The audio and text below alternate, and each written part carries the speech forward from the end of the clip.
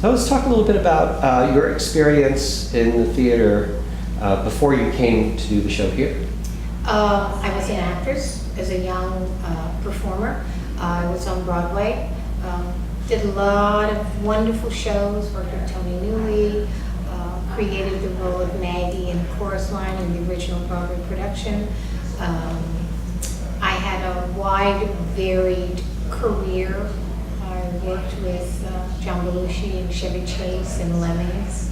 So I did a lot of the rock musicals as well as these sort of traditional musicals.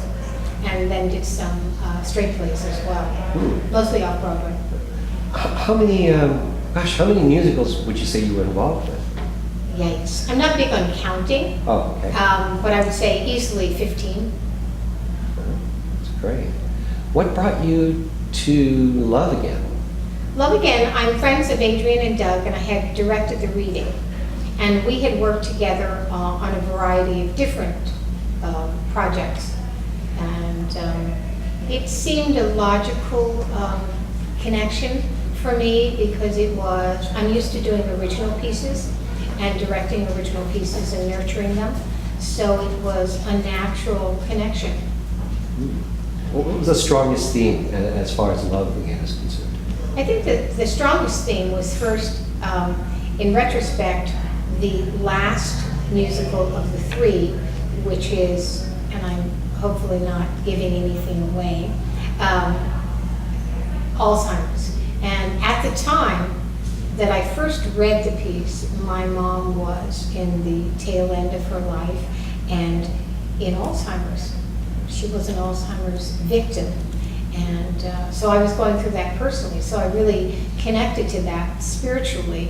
And there was such a sense of joy about the last piece, even though it's such a painful journey for the person going through it and also the family around it. But I just absolutely loved it. And I loved the fact that it was sort of, the second one has kind of a dark humor to it because it's set in the hospital. Yeah, and although I think it has some very engaging characters in the second piece. Oh, they're charming. They're just absolutely charming. And you know, in thinking about it, when you're in that kind of environment, my mother was a nurse, so I grew up in hospitals, so I actually have a strange comfort level in hospitals. I learned how to read with the nurses' books and things like that because we couldn't afford babysitters. So it has a sense of joy, you know, because it's a positive place rather than a negative place for me. The first show, the first play is interesting because there's something kind of undecided about how that story concludes. I almost feel like the audiences can fill in the blanks. Which I think is lovely, actually. It's nice to start the trio of shows with that kind of not only introduction, but invitation to the audience to think, oh, I wonder if that happened to me, what would I do? And oddly enough, on opening night, someone I hadn't seen since '69 happened to see the show. And I had like this total reaction like the character for the piece. Oh, interesting. Yeah, that's great. There's definitely a lot of, with the three scenarios, they're so diverse. Did you have a different mindset in approaching each of these plays? Well, I wanted the entire piece to have a seamless energy so that they would tie together and sort of waft through each piece. But you have to look at each piece separately as having a beginning, a middle, and an end, even though the end for the first one is a little, you know, open for anyone's interpretation. The second one is fairly complete, and the third one is also complete with a sense of joy and the possibility of hope that just about anything is possible as long as you love someone.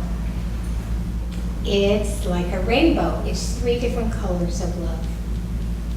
So that there's that unifying thread. That's the unifying thread. It's a lovely way for people to enjoy the show, but it also gives everybody a chance to choose their favorite. Do you have a favorite, or can you say? I would say, after having directed all three, I don't have a favorite. I love all three for different reasons. It's as if I had three children, and I love them with the same amount of energy and love and focus and devotion, but because they are different and speak to me differently, I have a different viewpoint. There is something for everybody in the audience. I think so, absolutely. I think And that musically, there's that as well. It's a lovely range of music. in staging the transitions, Mhm. because they are three separate stories. Right.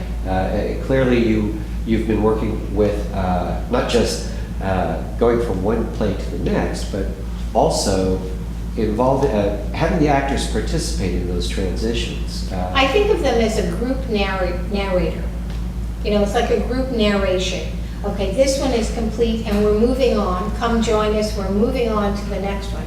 And because everybody's involved, it's wonderful for the audience to be reintroduced to those other characters. There's never been any confusion over the actors, the company of actors in this show to suddenly take on the next character, is there? No, I think that's a lovely gift for actors, is to have a variety of roles in one show. That's very true.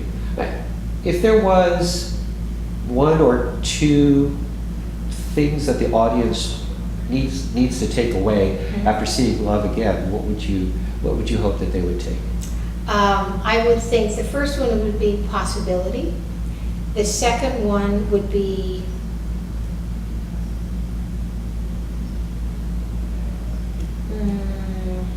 not completion, but comfort. And the third one would be absolutely love. It's definitely the biggest theme of the whole show. Yeah. And a wonderful theme to have an umbrella for the show. Yeah. How was it like to work with such a diverse group of actors and singers of varying ages, I might add? You know what's fascinating is that this is a lovely company. The group repertory company, the theater itself and the company is a very family-oriented company. And what that means is that you create a new family with each show that you participate in whatever way you participate, as a director, as a musical director, as a writer. It's a real family. So there's a nurturing, and I felt extremely comfortable, like I'd been here a lot, you know. And I've seen many shows, but I have never participated as a director other than to direct the reading. So. Well, it's definitely a joy to have the show here. It's a pleasure to meet you and get a chance to talk to you. Well, thank you. And wherever your journey's taking you next, I hope it's joyful. Thank you. I wish the same for you too. Thank you, Kay. Thank you. There you go. Okay.